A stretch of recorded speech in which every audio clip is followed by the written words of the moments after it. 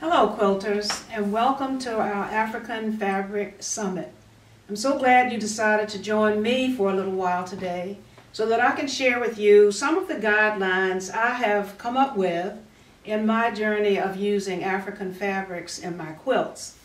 I'm pretty new to African fabrics. I've owned them for a long time, but I wasn't quite sure how to use them. I really think that African fabrics, when put into a quilt, should make the quilt sing and dance.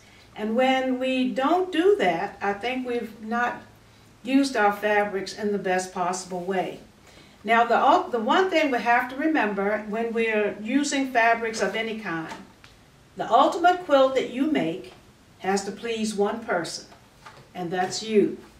So I'm going to ask you to listen to my guidelines and decide whether or not they fit into your scheme of quilting. I have 4 of them. 1 is that we need to be aware of color. 2 is that we need to sometimes add other fabrics. 3, sometimes we need to be aware of the patterns and designs in the fabrics. And 4, we need to be aware of the patterns that we're going to use these quilts in. And the last one is fussy cutting. Okay, let's get started. When we're talking about colors, we ultimately have to talk about the color wheel. And I know this one is kind of small, but this is the one that I keep in the glove compartment of my car. So if I'm out and about and I plan to do some shopping for fabric, I can always have this with me so that I know I'm going to do a good job of putting my fabrics together. So I want to spend some time today talking to you about color. You need to be very aware of what's happening in your fabrics with the color in order to put your African fabrics together to make a quilt. One of the things that happens so often is we put African fabrics together seemingly in a random way. And when that happens, no one fabric gets to shine. And I like to think of making a quilt the same as having a play. In a play, we can't have everybody be a star. Some actors are the stars, some actors have to be the supporting cast. I think the same is true when we use African fabrics in our quilts. So, in order to make sure we know which fabric is the star and which fabric is the supporting cast or make up the supporting cast, we need to be aware of color. And one thing I want to caution you about, when we're putting fabrics together, and they are so busy as African fabrics can be, the viewers have trouble looking at your quilt. We are made so that our eyes can only take in but so much. And when whatever it is we're viewing is too busy, our eyes automatically send a message to our brain to turn away.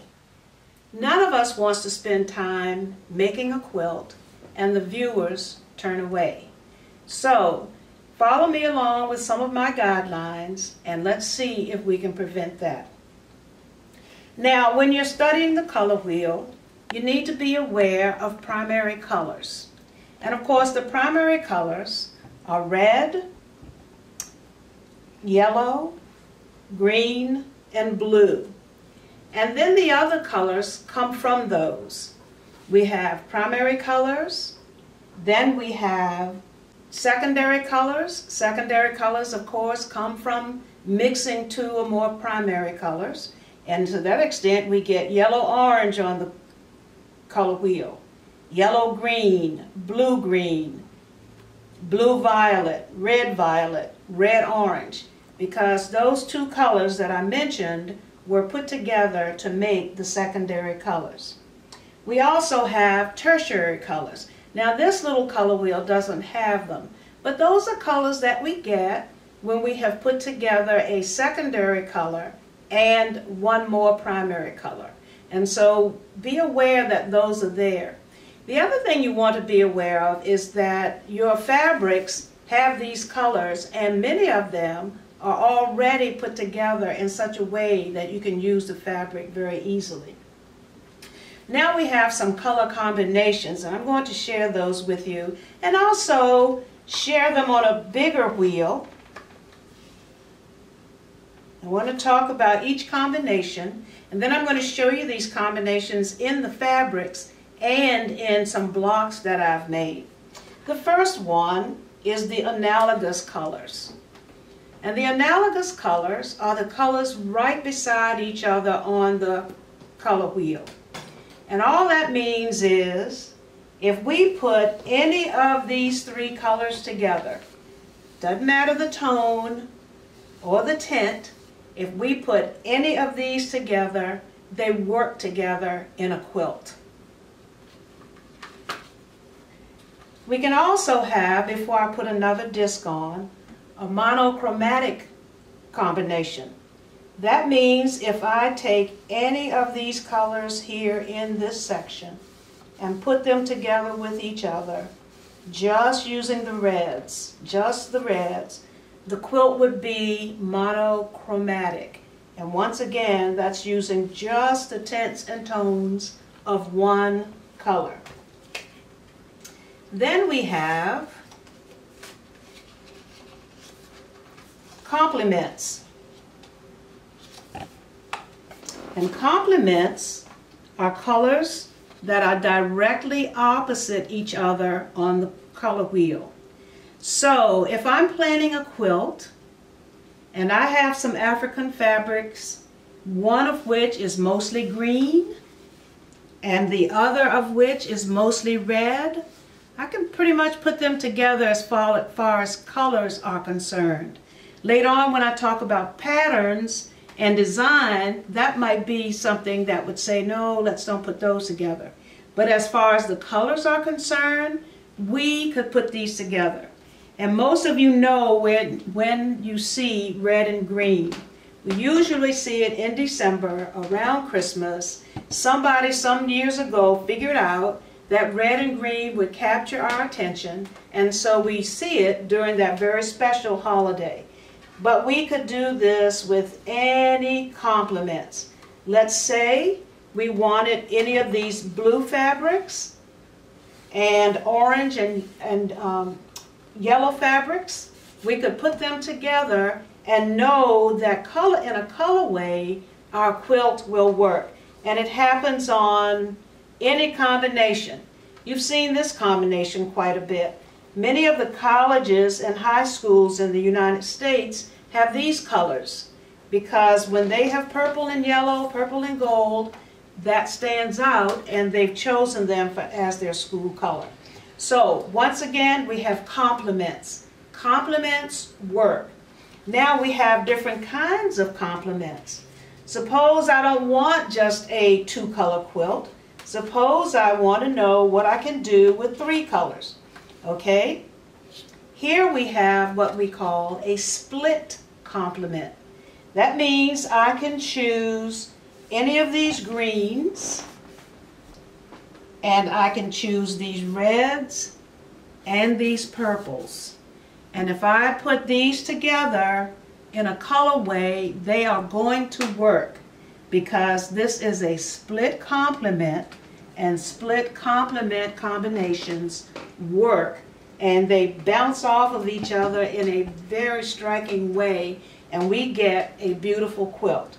So this is the split complement. The one I showed you before that was just the complement. And I will suggest that you go out and get yourself a color wheel so that this really becomes even more, makes more sense to you as you're looking at your own color wheel. Here's another way of looking at complements. This is called a double complement. And here again, I'm making a quilt. I've got these African fabrics with these colors. I want to know what I can put together that will make a great quilt. Here we are. We've got the yellows, the greens, the purples, the reds. And I have a piece of fabric here on the table that has those colors in it. Just a very beautiful piece. A good friend of mine gave this to me for Christmas, and I just haven't quite come up with the pattern yet that deserves this beautiful piece of fabric. But here is our double complement. And one more, we've got one more type of complement, and I'm going to show that to you now. And this is called the double complement. The double complement has the two colors that sit side by side, opposite the two colors that sit side by side. And when we put these colors together, we know that we're going to get a beautiful quilt. And we can just go around the color wheel and see how this double complement works. There it is. And you do want to be aware of this so that when you're putting your fabrics together, look for the dominant fabric, the dominant color in your piece of fabric, and see how you can use the color wheel to put together those dominant colors. Now, we've got a couple more, and then I'm going to show you fabric that will have these and blocks I've made. Here is a triad, a color triad, and you can see that it's close to that double complement. Once again, we know that these colors will work together. And that's the whole purpose of my going through this with you. As you look through your stash, as you look at the African fabrics you've bought, and you bought them because they were so beautiful and you couldn't resist them, and they called your name and they told you to buy them, make sure that you use them to show their beauty off to whoever looks at your quilt. And this is the last one I'll share with you right now. And this one is called a color tetrad, and that's because now we have 4 groups of colors that we could mix. And you'll notice within each of these groups of color, we have different tones or tints. What I want you to know about that, some of the colors that you will not see on the color wheel are black, white, and brown. Tones depend upon how much black has been added to a color or how much white has been added to a color. This is a darker tone, so more black has been added here. This is a lighter tone, so more white has been added there. And if you really want to see how this works, take your phone out, not right now, but later on when this presentation is over. Take your cell phone out, turn to your camera, find those 3 little dots. One is white, one is gray, and one is black. And that's going to put your camera in the black and white mode. Take a photograph of some fabric. And what you will have done is you will have taken all of the color out so that you can actually see the tone. You'll get to see how dark that fabric really is, or how light that fabric really is. And it's good to know that because sometimes we are concerned about the tone of a color that we're going to include in a quilt. And you can easily see how much black or white has been added to a fabric if you take a picture of that fabric in the black and white mode of your camera. Okay, let's look at some fabrics that will be examples of what I just talked about. Here we have a monochromatic piece of fabric. There's only one color on this piece of fabric. The black doesn't count. So this is monochromatic. And I love this piece of fabric. And if you look at the quilt behind me, you will see where this fabric was included in this quilt. This is just a piece that was left over. And I haven't quite decided how I'm going to use the leftover piece. But look at the beauty of this piece of fabric and how busy and how it shines and how beautiful it is, and it's one color. And many African fabrics are like that. They have one color and they may have black or something else added that's not on the color wheel. Could be white, could be brown. Here's another one that is monochromatic, and it's the same thing. We've got a different tint. One is light, one is dark. One has more white added to it, one has more black added to it, But on a black background, we have a monochromatic piece of fabric. That's very important. Keep that in mind, because later on when we talk about the design of the fabric, that becomes really crucial. All right, monochromatic. I had a blue packet of African fabrics. They were fat quarters. And so on one half of my log cabin block is this monochromatic treatment, where they're all of the same color from the color wheel. And so you saw the fabric. Now you can see a block that I created that is also monochromatic. Even though there are other colors in here, this one especially, it was cut from a piece of fabric that was primarily blue. By the way, if you have questions, jot your questions down, and when we get to the end, you will be able to ask your questions or send them to me, and I will try to get to them when the presentation finishes. Okay, the next one that you saw when I was using this little tool was fabric that was made up of complements. The two fabrics opposite each other on the color wheel. Here is a complement. And it's that wonderful red and green again. And you need to be aware of your fabrics as you're buying them or receiving them, so that you'll know what the combination is on the fabric. You will also know what combinations you can put with that fabric. But this is a complement. It's a good old red and green. We saw that when we were looking at complements on the color wheel. Another complement. It's the same one, except different tones. This is also the red and green complement, but there are different tones of red and green. The red is now a pink, and the green is a deeper green, but it's still the same complement. And I have quite a few of my African fabrics here that are complements. This is one I just truly love. This is a complement, and here's a block that I made that is also a complement. And you'll notice I just took an idea from the manufacturer. Blue and orange stand opposite each other on the color wheel. This is the fabric that was manufactured and came this way. But here's a block that I made, same complement, and you can see both fabrics shine. Even though the orange, I think, just about jumps off the surface, still both fabrics shine. You don't have one fabric fighting the other. These are two fabrics that are getting along very well. And if I made a whole quilt of this, I think the whole quilt would be gorgeous because these fabrics work so well together. Notice too, while I have you here, there were a lot of pieces cut out of the orange. But because it's all the same, it's okay. Generally, we don't like to cut a lot of pieces out of African fabrics, especially if they have a large print. But because both of these fabrics had small prints, this one is kind of medium, this one is small, they work together very well. All right, let's look at some more complements.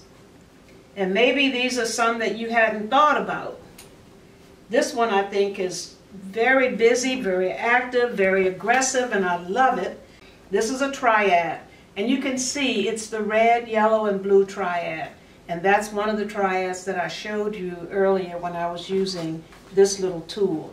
But when we look at it with the triad disc over it, you would see the red, the yellow, and the blue. Now that's one red, yellow, and blue triad, and look at what another manufacturer did. Here's another red, yellow, and blue triad. And when you begin to think of your fabrics in this way, you are more likely to put your fabrics together in a way that will show the beauty of each of them. What we would do with this one, we may not necessarily do with this one, and vice versa. And here it is again. It's just on a black background, but you can see the colors, red, yellow, and blue. Same triad. And now when you start to look at fabrics, I hope you'll look at them in that way, so that if this is that combination, you're going to look for a combination that will work with this. Or you might decide that you'll fussy cut this. You may maybe cut out a red rose, or maybe cut out a yellow flower and use that somewhere else. The possibilities really are endless for using these fabrics. Okay, let's get to another combination of fabrics that I have here on the table. One of the first ones I talked about was the analogous fabrics. And analogous fabrics are fabrics located beside each other on the color wheel. This is just green, yellow, and blue. But because of the way it's printed, we get a whole different feel. I feel like I'm oversimplifying something that's very, very beautiful. But this is an analogous combination.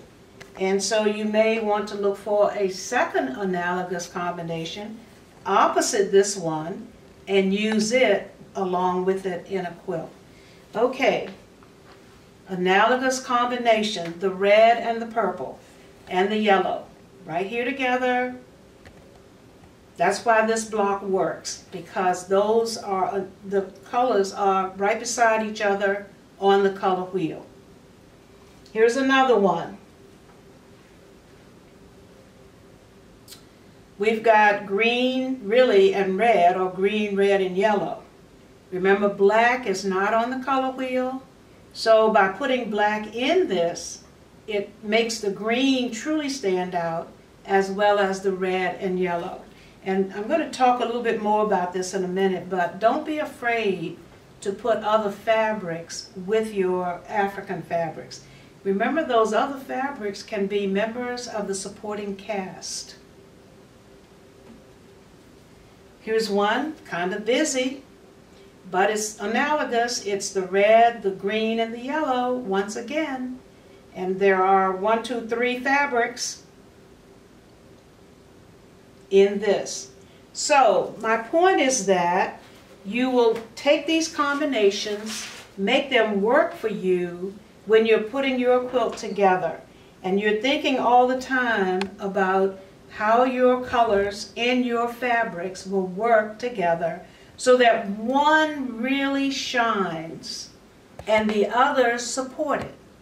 Maybe some fabric that you use as the supporting cast this time will become the focus fabric or the star the next time. But either way, please be aware of that so that when you make a quilt and you put all of your time and effort into it, people want to see it. Now, here is a quilt that I alluded to this earlier. It has African fabrics and it has a grungy cream in it. And in a minute, I'm going to talk to you about adding other fabrics. Let's recap.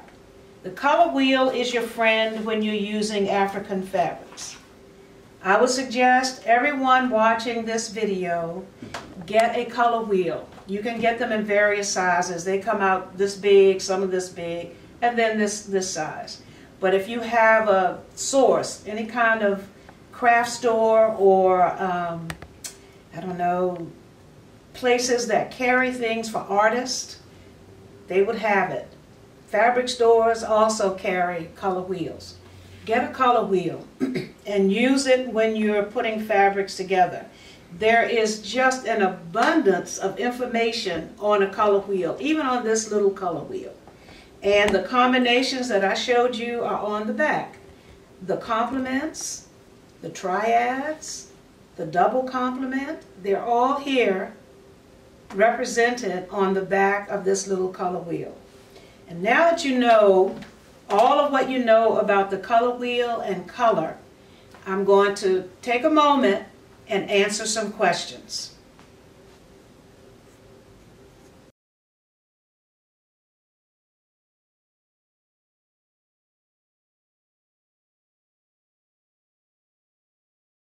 Let's move on now and take a look at a couple more things that will help you to use your African fabrics a little more effectively. One of the things that I like to do with mine is add another fabric. I love these fabrics. I love them. I showed you one of them a little bit ago. Here is the second one. And I like them together in the border, but I didn't want them to sit side by side in the body of the quilt. So I found a cream. It's not a real good cream. It's called the grunge cream. And some of you may be familiar with that whole line of grunge fabrics where they look like they are grungy, actually. And in many cases, they work. And that grunge worked very well for these two fabrics. Like I said, here they are in the border so that they can both shine. But in the body of the quilt, they're cut up. And the grunge helps to separate them, and it helps them to show their beauty. So sometimes when you're making a quilt, you'll want to think about adding another fabric. Now remember, black, white, and brown are not on the color wheel, and they are considered neutrals, and any tone they're in. And so let's look at this block, for instance. Here is this block. Remember, it's our complement block. No extra fabric. But let's look at this block. Two entirely different stories being told here. This is one story. This is another story. The star in the middle is an African fabric, but the border or the outside is a batik. It's not a complete cream, but it's a batik, and so there are shades of colors in it. And we just get two different stories. So I don't want you to be reticent about adding other fabrics. Here's another example. Here is this block, 3 fabrics, kind of hard to see them, and here is this block. Same block, different fabrics, and by adding the black, the green and the orange red really show, really stand out. So don't be afraid to add other fabrics to your African fabrics. Some of my favorites are here on the table. Depending upon what colors I have in my African fabrics. But you want something that is solid or reads as a solid. And here I've got some navy blues. Here's a grunge red. I love my grunge fabrics. There's a grunge red. Here is a grunge aqua, and I have used that. Here I've got brown, tan, beige. Any of these will do. This is an off black. I don't use very much white in my quilts. Here's a beige, however. Red again. Here's a batik cream and another batik cream. I love this little gentle piece of green. It's an ombre green, and so you can see how it goes from dark to light. I just can't wait for the project to pop into my head in which I will use this. Suppose, for instance, I wanted to make something with this piece of fabric. This has been in my house for a while because the right pattern hasn't come along yet. But I can just see putting that with that. Just beautiful, just gorgeous. And so think about that. Or suppose I had something I wanted to make out of this piece of fabric. Love this piece of fabric. Here we go again. Here's one of my dark blues. And you know what? Here is a beige, or beige. Here is my grunge aqua. Maybe not that one. Here is the grunge red. I don't know that I would want the red with the orange, but that's something to think about. And of course I can use black. You can always use black, and that's because black has all of the colors in it. You can always use white because white is void of all of the colors. but be a little bit more original and try using other fabrics other than black or white fabrics. You'll find, I think you'll find that you'll be very pleased with the end results.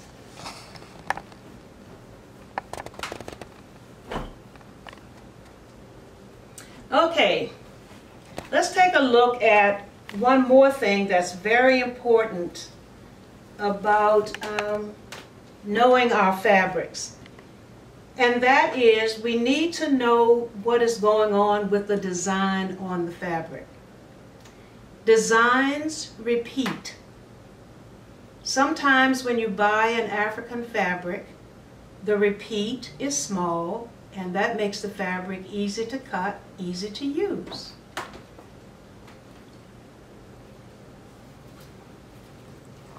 In each of these fabrics, the design is small, the design is there, there was a very small repeat, and it made these easy to cut and easy to use. Sometimes, however, we get a piece of African fabric where the repeat is not quite so close together. Here is one, for instance. If you look at this carefully, look at how far apart the repeat is. You can't count that one because it's not the way it was printed. That's not in line with these two. This probably is a 12-inch repeat. You need to know that because you may have bought this so that you could spotlight these beautiful flowers.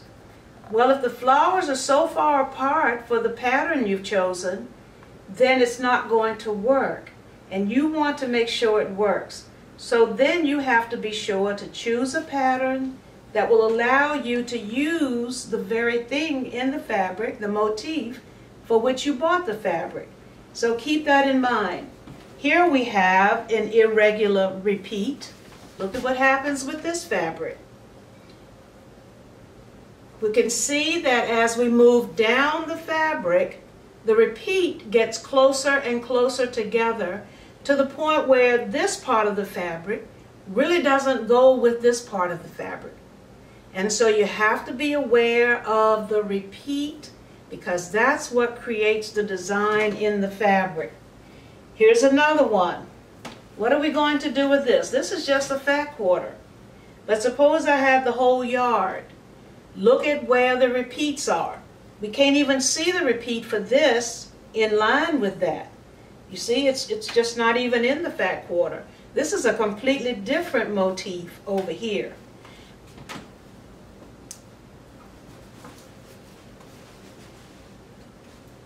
Here we have a very simple repeat. I would say these repeats are a ½ inch apart. From the top of one teardrop to the bottom of, from the bottom of one teardrop to the top of the other is about a ½ inch.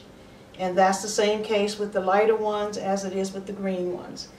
Easy to work with, easy to cut, easy to put into any kind of pattern you want because the pattern repeats very quickly. We don't have a lot of space between the patterns repeat. Keep that in mind when you're looking at your fabric. You want to see how quickly the motif repeats because that affects how you're going to cut it and how you're going to use it. Here's another one. Let's look at the repeat. You can find the flower and see where the next flower comes. Okay, so let's look at this fabric. Remember, we're looking at the repeat. We know it's a monochromatic piece of fabric. It has several motifs, and let me make them right side up. And look at how it's printed. And so you always want to be aware of what's happening with the motif. When I used this piece of fabric, I did not worry about the repeat. In this case, I knew I was going to cut it into small pieces. And so what I wanted most was the color as opposed to the motif. And that's what I got. I get these splashes of bright yellow and bright gold all throughout the quilt. And you can think about doing something similar when you see a piece of fabric like this. The piece of fabric that's with it, of course, is just the opposite. Look at how the pattern repeats here. Maybe not even a ½ inch repeat. And so we've got one fabric that has a very close repeat and another fabric that doesn't. But in this particular quilt, they work, one, because of the color, and two, because of the cream that I put in there. So you want to be aware of things like that. Some of our fabrics have very interesting repeats. Look at this one. Think about how you would use this. Right now I have just a fat quarter. But I can imagine if I had a whole yard, the yellow, purple, and red would repeat. But how would I use that and still preserve the beauty and the integrity of the piece of fabric? Because that's what you really want to do. You don't buy African fabrics just to chop them up into a whole lot of little pieces, because then you lose that beauty, you lose that integrity, and that's not what you want. And so when you get ready to use some of these, ask yourself some questions. First of all, when you buy the fabric, if you're like I am, you ask yourself, unfortunately, do I really want to cut it? Some of us have fabric at home in our stash that we haven't cut because we just can't bring ourselves to cut it. So let's assume, though, you've answered the question, yes. Yes, I do want to cut it. All right, when I cut it, how many pieces do I want to cut it into? Am I going to use a pattern that has a lot of little pieces? Am I going to use a pattern that doesn't have many pieces? Am I going to use a pattern that is just really one big piece? What am I going to do with it? Then you want to ask yourself, if you're putting more than one African fabric together, and you probably are, do all of my fabrics have the same size design? And is that design large, medium, or small? And we go back to one of our earlier blocks. Both fabrics have a small design. That works. They can go together. If the design were larger, they probably could not go together. So we have to decide, am I going to use a piece of fabric that has a wide repeat and a large motif with a piece of fabric that has a small design and no real motif? Those are questions you want to ask yourself before you cut your fabric and plan how you're going to use it. If I cut this fabric, how will I alter the design of it? And will I keep the integrity of this piece of fabric? Remember, you bought that for what you saw as something very beautiful. When you cut it, are you going to maintain that beauty? And if I cut this fabric, how can I maintain the beauty or enhance it? And once again, go back to the idea that maybe I don't want to cut it into a lot of little pieces. Maybe I want to use another fabric with it that's either plain or it reads as a plain fabric, no design. Those are questions you want to ask before you cut your fabric. And when I cut fabrics for making these blocks and making this quilt, I've made a couple of other quilts out of African fabrics, I've run that through my head several times before I put scissors into it. You saw this earlier. Once again, these two work because, not just because of the color, but two small, this is a really small print. This little pink was fussy cut out of another piece of fabric. And then this design just works with that. And so that's the kind of way you want to approach what you're about to do with your African fabric. You don't want to use a pattern that has a lot of pieces. Here, I mean, you can tell now that I'm an old quilter. Anybody who has a book of 5,500 quilt blocks has been doing it for a while. But if I look through here, there are pages upon pages of quilt patterns that have way too many pieces for African fabrics. And so if I were going to use a pattern out of this book, I would have to search and find a pattern that did not have a lot of pieces. What I have discovered is you don't want to use a pattern that has more than 5 pieces to make the block. And that's what this is. This really has all these little pieces, but 1, 2, 3, 4, and here's the same as up there. Because I did not want to just chop it up, chop it up, chop it up. And you have to keep that in mind when you're getting ready to use your African fabrics. This is an excellent book. I've used several patterns out of here over the years, but nothing with my African fabrics. I want to use very simple patterns for the African fabrics. Remember, our goal is to make the African fabrics the focus fabric and make it sing, make it dance, make it just have a good time in what we have created. Here's an example. This is a block I made. This is paper pieced. But I love this because it looks like those pink circles are literally dancing around. You can see the movement here. And while these are several pieces, they are so tiny that in this case they didn't matter. But none of them were cut from a fabric that had a large motif. All of these fabrics had small prints on them, and so it was easy to cut them into the sizes that I needed to complete this block. And so let's wrap this up. I've talked to you about color. I've talked to you about how to cut your fabrics. I've talked to you about adding other fabrics in, such as the cream that I have here. And there's one last thing that I would like to share with you in this session, and that is, when all is said and done, some fabrics just lend themselves to using their motifs. Can't you just imagine cutting that and using one of those circles appliqued onto a quilt or a quilt block? I just love it. I can't wait until I get to that point where I'm going to do that. But I know that this piece of fabric is not going to be cut up. It's going to be used for appliques on other projects. Here's another one. While the fat quarter that came to me only has part of the motif, look at how beautiful the motif is.